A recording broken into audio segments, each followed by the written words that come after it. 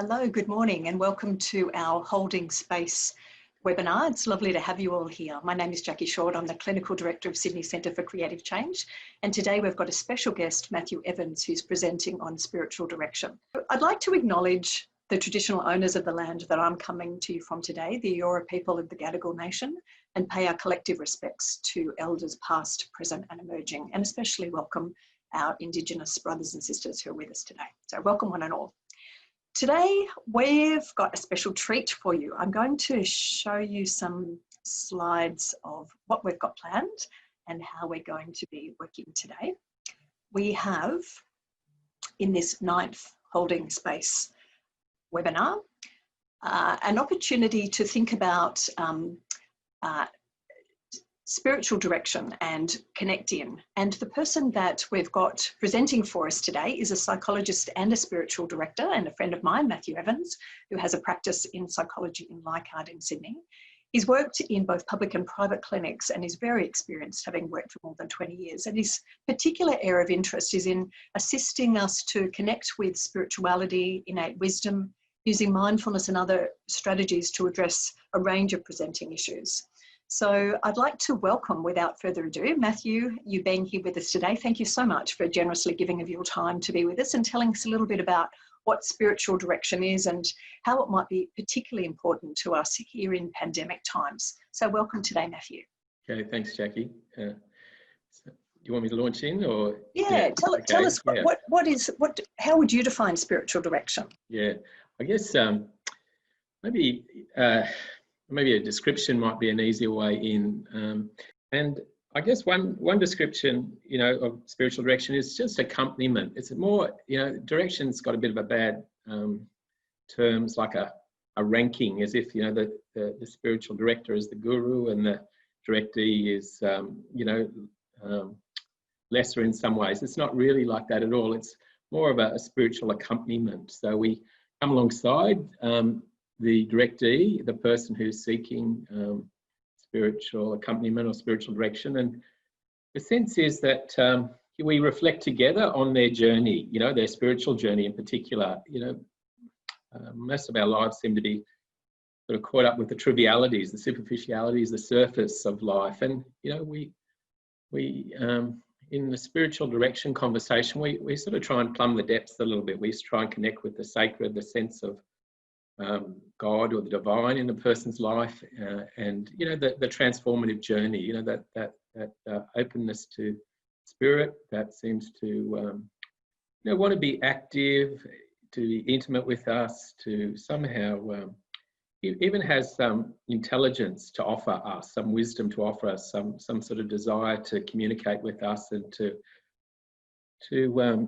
be some sort of friend or compassionate presence, something along those lines. A very loving sort of presence in our lives. And so the spiritual direction conversation, is about that. Sort of that's the focus, and it's a beautiful thing. Like most people, like who've come to be spiritual directors, have had a long history, like I have, of being in spiritual direction, and usually it's been a really rich and fruitful journey, and there's nothing out of bounds to bring to direction. It might be at times, you're in a place where, remember when I was grieving for the loss of a loved one, and I'd bring that grief to the director, and we'd work it, but we'd invite the divine into that conversation as well. And so healing, at a deeper level would happen. Or it could be, you're discerning where to, a sort of a where to question, this sense of, what's life asking of me now? Like I'm in a transition of some sort. And so, it seems like through focusing on the inner movements, these really subtle sort of little movements in our heart, it can be very helpful in finding what's the way of peace, so to speak, or the way forward. So the sermon is sometimes part of the spiritual direction conversation. But it's really that sense of, finding the divine, the sacred, sense of meaning, deeper purpose in our daily life. It's reflecting on just the stuff of work and relationships and the pandemic. I know I've been working through this whole pandemic and seen a lot more Yeah, anxiety. There's the COVID, um, anxiety, which seems to impact upon everyone. It's in the atmosphere, and I've seen it in my directees as well as the clients I see in my practice as well. So that's a sort of a roundabout way of sort of describing what I think spiritual direction is about anyway. Yeah. Yeah, thanks, Matthew. You mentioned the increase in anxiety with those that you work with, and I know you do counselling, supervision and spiritual direction, and I think we've all of us here have experienced some of that anxiety directly and in the nature of the work that we do. And I guess it's something that we're all facing and managing in different ways. Are there any other particular challenges that you think are presenting themselves at this point for people in a spiritual direction sense, in addition to anxiety? Any particular challenges that you think are COVID related? Yeah, it's a good question.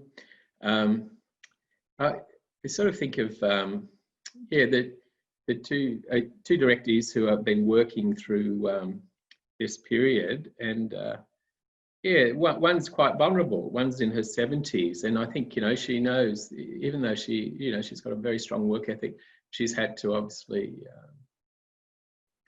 be very safe in the way she's worked and so on, and she's involved in sort of a pastoral care sort of role. And the other chap's actually another chap who's working in an aged care setting too. Again, he's got to be very mindful. In fact, both of those people have been doing direction by, like telehealth, by video or phone. So that makes perfect sense for them. But I think the spiritual direction, it is.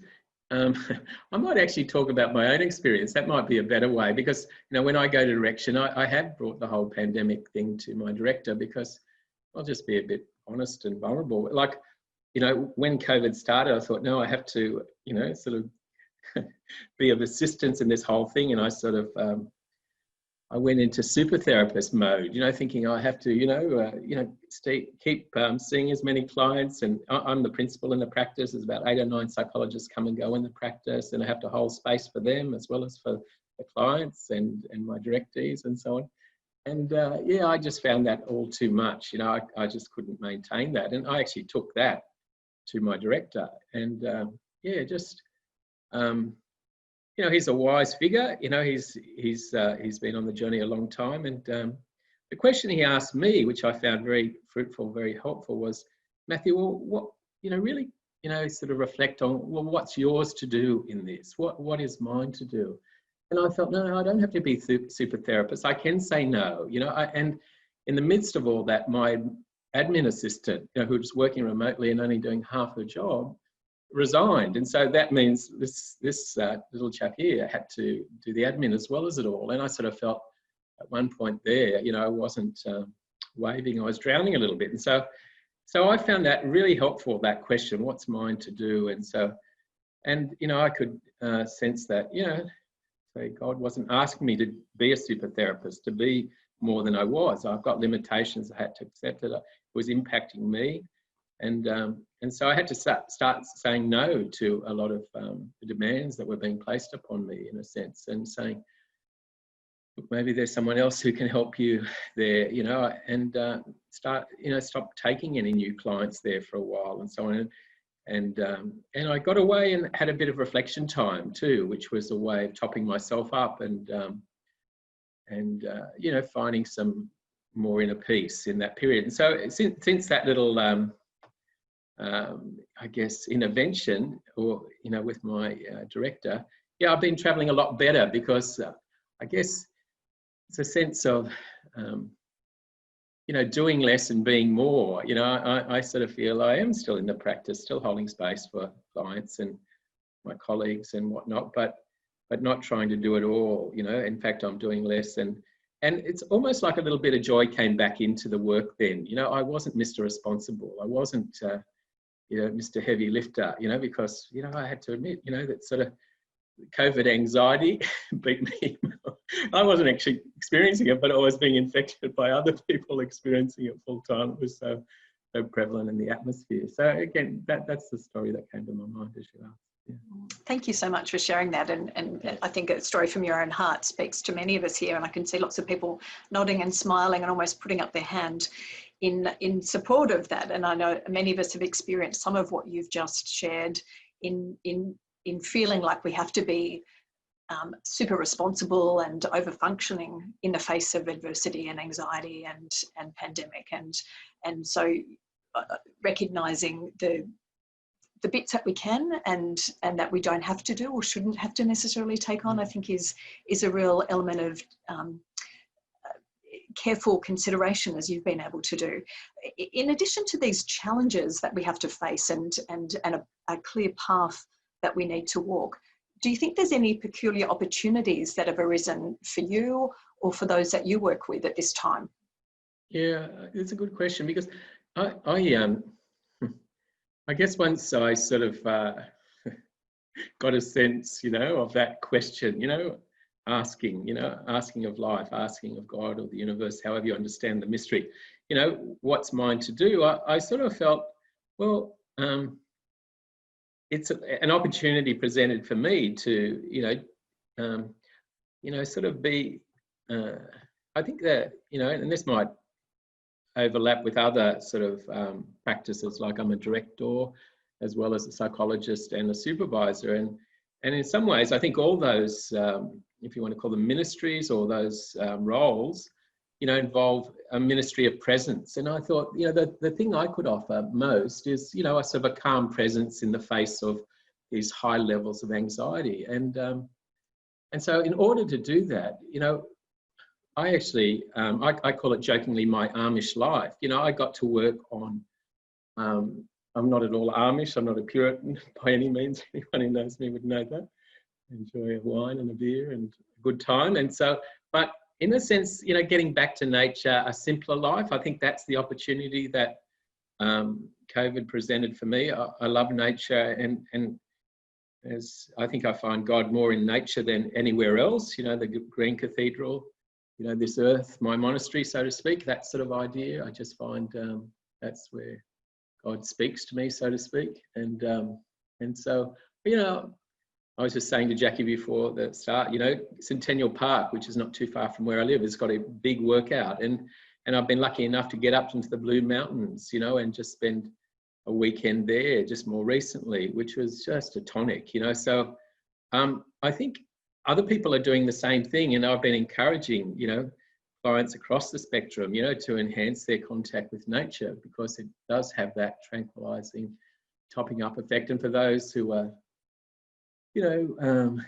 sort of see, the grandeur of God, so to speak, or the wonder, that wonder element in nature, even more so, it feeds the deeper and more nourishes the deeper, more spiritual levels of our being as well. So that's been an opportunity I've had and have encouraged others. And I've seen other people really enjoying that, giving up, going to cafes, obviously, and having to do with a takeaway coffee and a walk in the park. But that's simplicity of life, I think, is really, stripped away, that, I don't know, what's the word, that sort of drivenness we all have in consumer capitalism to have more and more and more, and so on and so forth. And so we can see we can be quite satisfied with less, but and savor those simple, sweet things that we do get through walking on the beach, or looking at a whatever it is that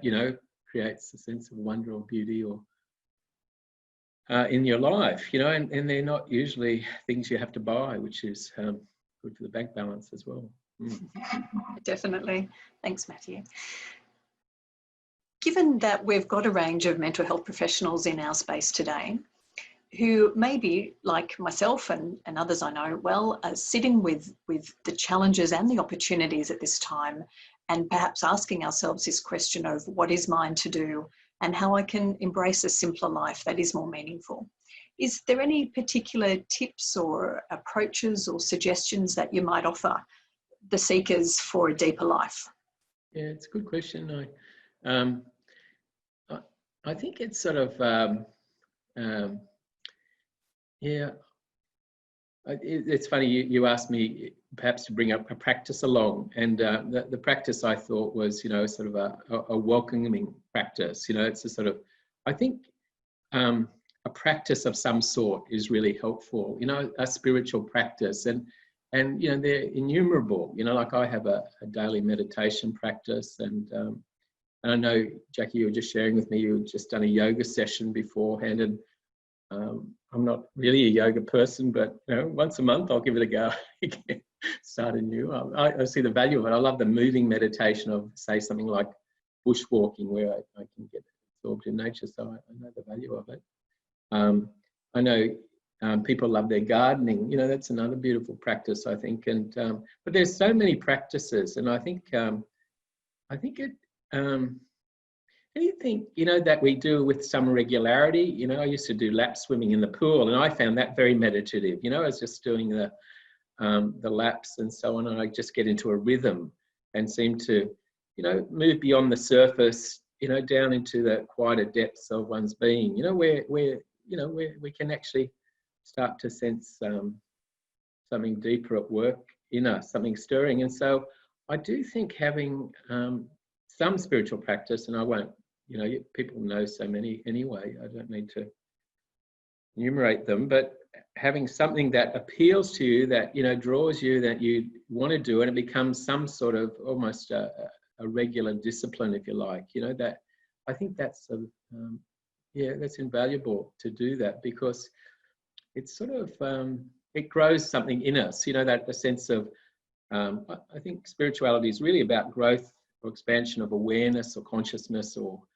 and somehow a transformation of that consciousness starts to happen too. And I do think it's aided by a regular practice of some sort of, contemplative practice, and they can come, from all the major traditions, and the New Age movement too, for those people who are attracted to that. So it's sort of, I think that's the one thought I'd offer here.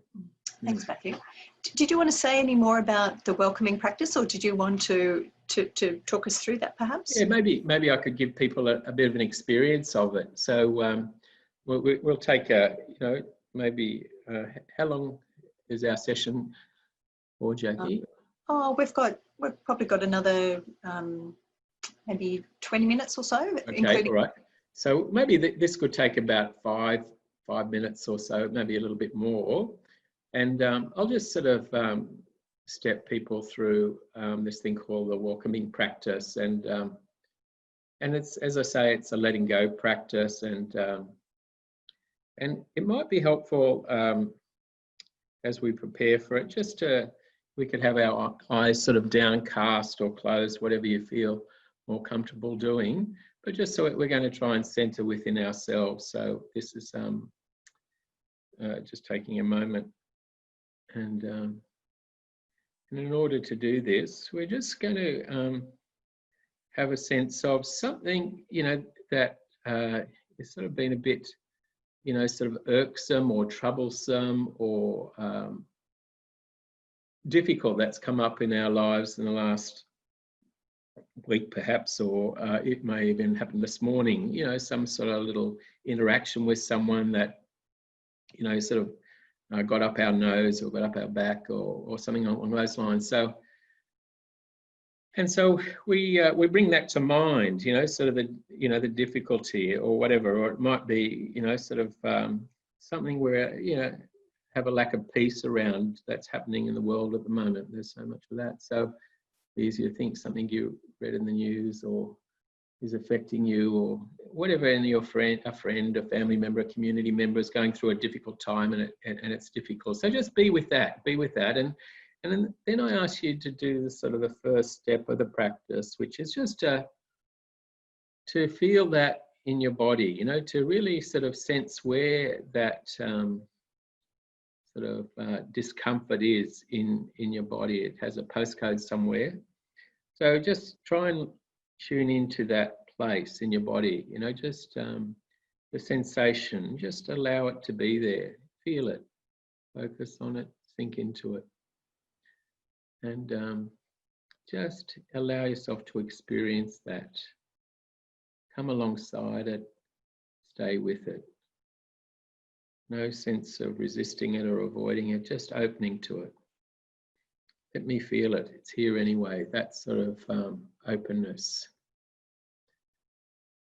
And so just give that a moment just to be with it, whatever the discomfort is, whatever might be just a commentary, that you've got going, a bit of antsiness about someone or something, just to be with the actual felt sense of that, where it's located in your body. It might be here in my neck, might be in my chest somewhere, might be just a tensing, a bracing. I tend to get it in the shoulders. So just be with that. If you find yourself clenching anywhere, just to open to that feeling, felt sense in your body.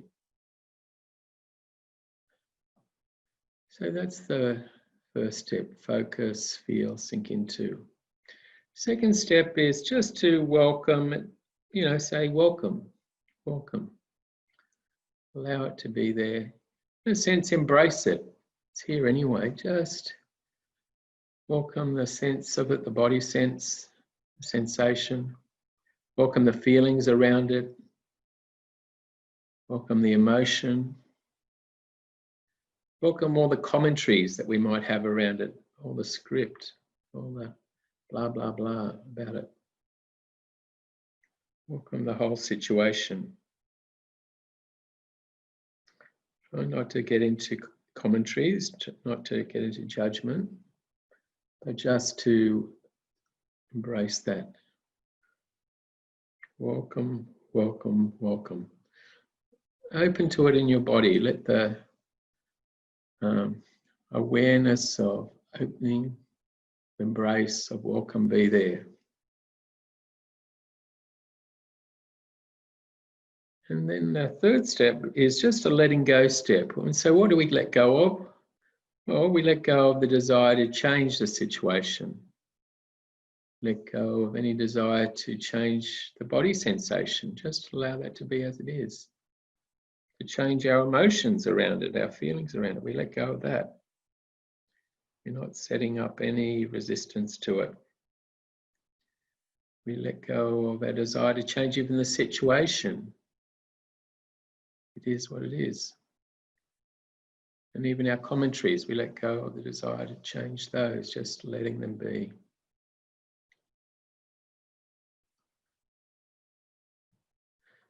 Sometimes people find a little shift at this stage, sometimes not, but then in a sense there's a deeper letting go where we let go of the desire just for, a desire for safety or security, for control in this situation or for affection, whatever it might be, that's, happening at a deeper level. We're just letting go of that desire. We're not running away from any part of our experience. We're just letting it be what it is. Not running away means being with the experience, letting it pass through you, so to speak, so letting it do its work in you, so to speak. So as we end that session, there's a sort of a sense of, why it's a spiritual practice or a contemplative practice is, in a sense, we're opening to more of life. I think, lots of different definitions of spirituality, but one I like is that idea of, it's actually getting in touch with more of who we are, our true self or our whole self, and that those unnoticed parts of ourselves, allowing them to come online. And so even these things that are a bit awkward and difficult and uncomfortable in ourselves, it's welcoming them. And so because that means, we can start to relax around the difficulties of life a little bit more and not be so edgy or punchy or how can I say it, brittle or, but we can perhaps roll with them a little bit more, be a bit more adaptive, a bit more flexible and so on. Yeah. Thanks, Matthew, for sharing that and talking us through that process as well. It's really nice to have a really visceral sense of what that can be and the effect it can have on us too, and the invitation it offers to a deeper and more authentic life.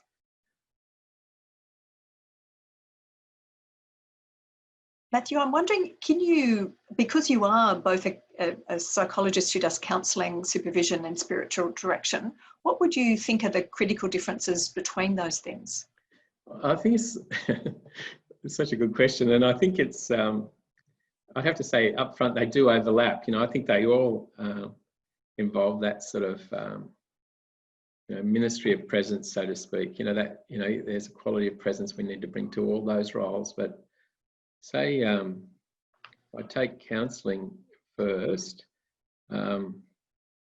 Maybe I could take an example. Actually, I can think of one of the directees I have. She actually used to see me as a counsellor, and then it morphed into spiritual direction. She'd had an experience of spiritual direction, and that role became more paramount. So, and she was a person who had a lot of anxiety, and so we worked on her anxiety, collaborated around her goal of reducing her anxiety, and that seemed to run its course. So that was the counselling piece, and so working on sort of agreed goals towards a sort of a therapeutic outcome. That was, I think, what the counselling was about. And then say supervision, then again it's sort of it tends to be about working on a person's work role. Say I have a lot of psychologists, or maybe half a dozen psychologists, come to me for supervision, and usually it's about their role, a little bit about their life, more self-care piece in life, but it's mostly about their role. And so we often reflect on how their work's going, in the past, we reflect on the present so that can be more effective in the future. That seems to be what the main focus of supervision is for me. Whereas I think spiritual direction then is nothing's off bar. We could talk about our role, our work. We could talk about our context and our relationships. But, in those other spaces, people, let's just use the God word. It's easier to get it out of the road. It's, people want to talk about their relationship with the divine, with God, their spiritual lives. And that's not usually privileged in those other conversations, I do have spiritual conversations with both directee, with my directees, obviously, but with my people who come to me for counselling or for supervision. But they tend to be rare, and they tend to be in the service of sort of almost like their spirituality as a resource in helping them achieve some purpose, that what the counselling's about, for example. But I think there's a sense of in direction, it's mostly about that, the spiritual journey, about that life, growing, the growth of your life with God, or that sense of deepening and understanding God's action and presence, and even sense of how God may be leading you in your life, in the particulars of your life, that. So we divine those questions, so to speak, and it's really a lovely experience to have direction and to provide direction. We provide psychological air in counselling, but I find it's a much more expansive place that is provided, because often in spiritual direction there's an experience of God in session. That we actually find portals to the divine in the actual spiritual direction session. So I often come and at the end of a session, feeling, oh, I've got a sense of where to from here. Like I've got, okay, someone's got my back now. And it's not necessarily talking about the director. I think he has my back, but I think there's a sense of the divine presence having my back too. I think that's part of the direction space. That's in my experience, generally not part of those other two spaces. So that's as best I could explain it. Yeah. Thanks, Matthew. That's a great distinguishing among the three. I might open it to a few questions now. We're going to have some small groups in a moment where I'll give you some reflection questions that you can share with one or two others if you feel like you're going to do that. And Aidan will set up those groups now for us of 2 people, maybe 3 in a group. But before we get to that group reflection, you get a chance to share with 1 or 2 others. If you don't have your camera on, I would really encourage you to for those small groups so you can see others when we come to that space. But feel free to write any questions that you have in the chat box for Matthew about anything he's been talking about today that he might be able to answer in a couple of minutes. I know when we're talking about issues of spirituality and spiritual direction, particularly in times of transition, which give us great opportunities to really think about what's important and what's valuable for us, what does help make meaning for our lives, then they're potentially big questions that might take a bit of reflection. But if there's anything specifically that you'd like to ask Matthew, do feel free to use that chat box to ask any questions, and I'll read those out for him. Matthew, what I thought we might do in the small groups in a moment is to ask people to think about maybe at this time, and if there's a different direction that you think might be good to have in these groups, to think about if there's any particular sense that people have had at this time, a sharpening of focus of who they are called to be and what they are called to do. They might want to share that with 1 or 2 others, and maybe any particular practices. I mean, you've mentioned walking, and you mentioned Labyrinth a little bit earlier today when we were having a chat about it.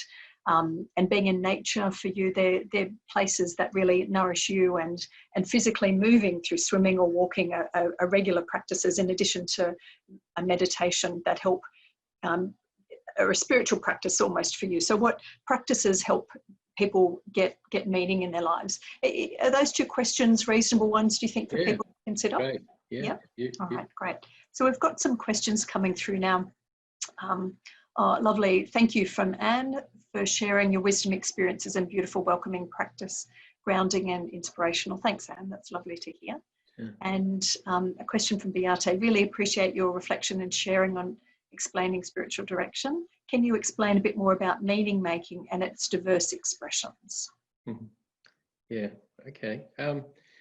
I almost think that's a question for you, Beate. I think you're better at answering that question. Yeah, I think it is. It's a good question, and do you think? Just wondering. I'm not trying to, because I don't think I'm particularly. I think it's such a good question. It might be another one that people might want to consider in the chat boxes, in those breakout rooms too. Because I think everyone's got their own system of meaning making, and I think I think making meaning of COVID is one of the questions you asked earlier, in a sense, and I think we all grapple with that, and I think it has so many diverse expressions, like the question says. So I just wonder if that might be one, rather than to an answer in a pat way, to offer for everyone to consider. It's a lovely reflection question. What do you think? I've got a cat here, which might sort of be able to provide some wisdom as well. It's just popped in, so definitely. Maybe this cat could bring some extra wisdom to it. So I think so. I think with that as a prelude, let's go into those groups now. So 2 questions to consider. I'll write them into, when you're in your groups, you'll see the questions, but if you want to just jot them down, that might help you reflect on them as well. So the first question is, during this time of COVID, isolation, challenge, recession, whatever this time is for you that you're particularly experiencing, what do you feel like you are especially called to be and do? And secondly, what practices help you to make meaning? And perhaps what practices help you to get a better sense of what it is you're called to be and do? Would any of you like to unmute and have a little reflect on what that was like? Anne, would you like to? Yeah, it felt really nourishing. I was partnered with Amy, and we talked about, I guess, what we wanted to be or do as part of being in this time. And the words of kindness came up, words of loving kindness.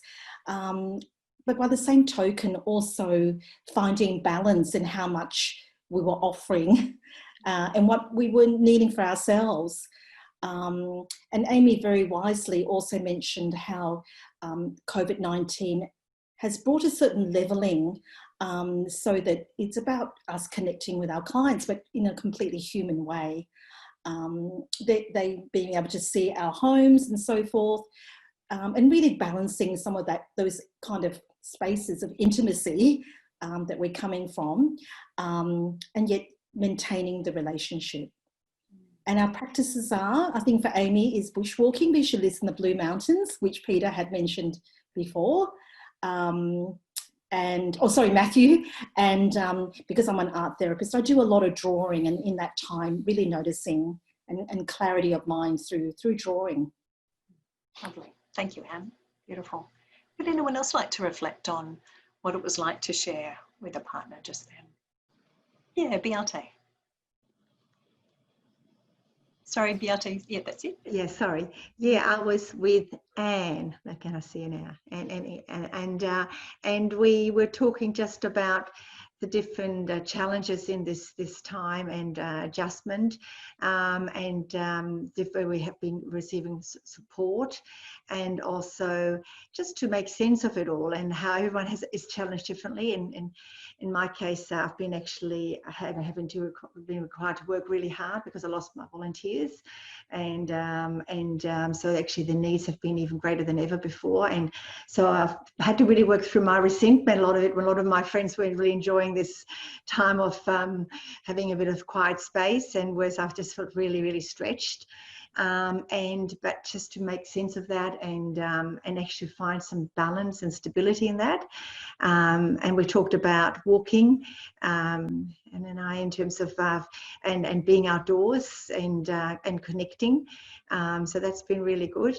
But I just wanted to say, I'm just so delighted to hear that we can talk about this topic of spirituality and spiritual direction in the midst of the human condition, because we are whole people, body, mind and spirit, and so as Matthew, as a psychologist, to address it, it's wonderful. I come more from a social work context, from a social looking and from the social context, and it's and of course the psychological as well, but it's all connected, and I'm finding this really, really affirming, because I've never seen it any different, whereas I know in many areas there's still quite a divide, but I'm very happy to say certainly in health it's much more integrated.